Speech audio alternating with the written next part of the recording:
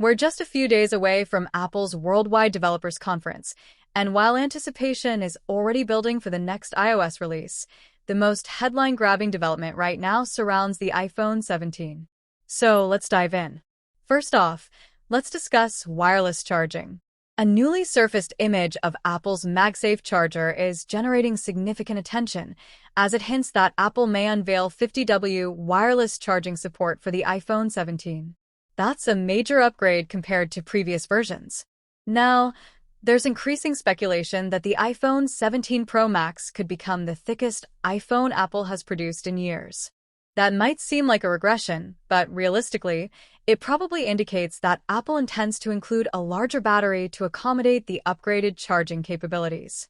For reference, the iPhone 16 currently supports up to 25 watts of wireless charging via MagSafe, but only when using Apple's 30W adapter.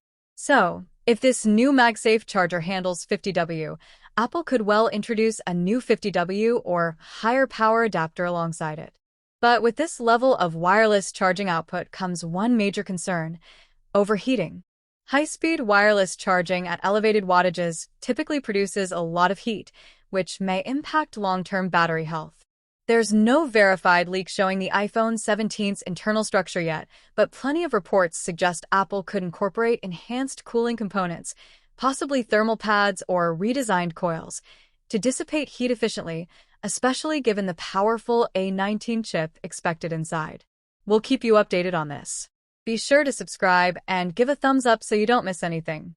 Now, onto iOS. Mark Gurman from Bloomberg has shared a preview of Apple's upcoming software iteration. Apparently, we shouldn't expect too many revolutionary AI innovations. According to him, the primary AI enhancements will include real-time translations during calls, messages, and even via AirPods. There's also a reimagined Shortcuts app on the horizon. And believe it or not, users will be able to blend two emojis into a new, unique one. Yes, it sounds a bit silly. Developers are also being considered, with Xcode reportedly gaining support for third-party LLMs for generating code. Still, if you were hoping for ChatGPT-style features built directly into iOS, you might feel underwhelmed. So, iOS 26, yes, that's the official name, is largely going to offer a visual refresh. Expect a more glass-like, translucent aesthetic, similar to what we've seen with Vision OS. And on the subject of names, Apple is adopting a brand new naming system this year. No more iOS 19. Instead, we're leaping to iOS 26 to match the calendar year. This new system will apply to macOS, iPadOS, and watchOS as well. It's all about maintaining consistency across the Apple ecosystem. Now, let's delve into the iPhone 17 design. Apple's design language has remained relatively stable over the years. The triple lens setup introduced with the iPhone 11 Pro has become a staple. While it has evolved, we've yet to see anything dramatically different until now. This year, Apple is reportedly making a bold move. Rather than the typical square module on the upper left of the back panel, the iPhone 17 Pro will feature a horizontal camera bar that stretches across the top rear. Aesthetically, it brings a more futuristic flair, but it could also enhance functionality.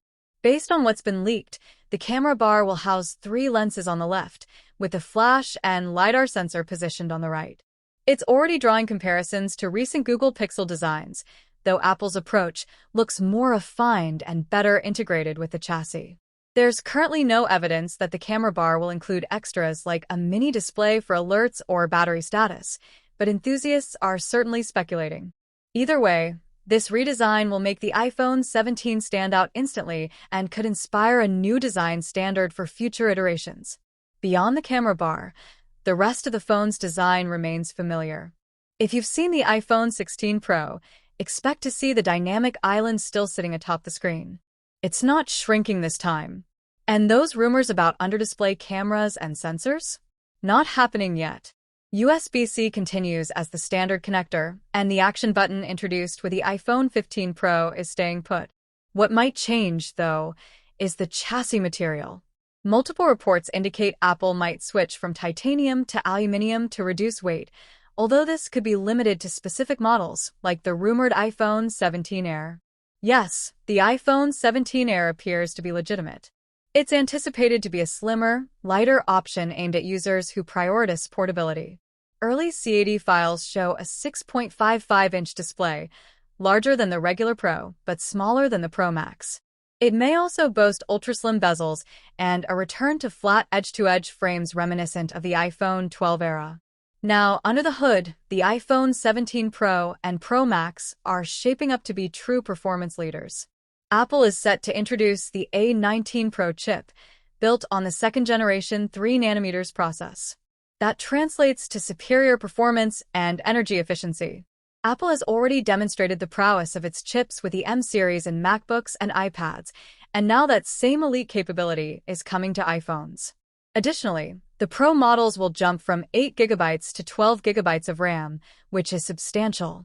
This configuration will enable console-grade gaming, professional video editing, and intensive multitasking with ease. For gamers and power users, this isn't just about speed. It's about delivering serious performance for demanding tasks. And yes, with that power comes concerns over battery endurance, but Apple seems ready.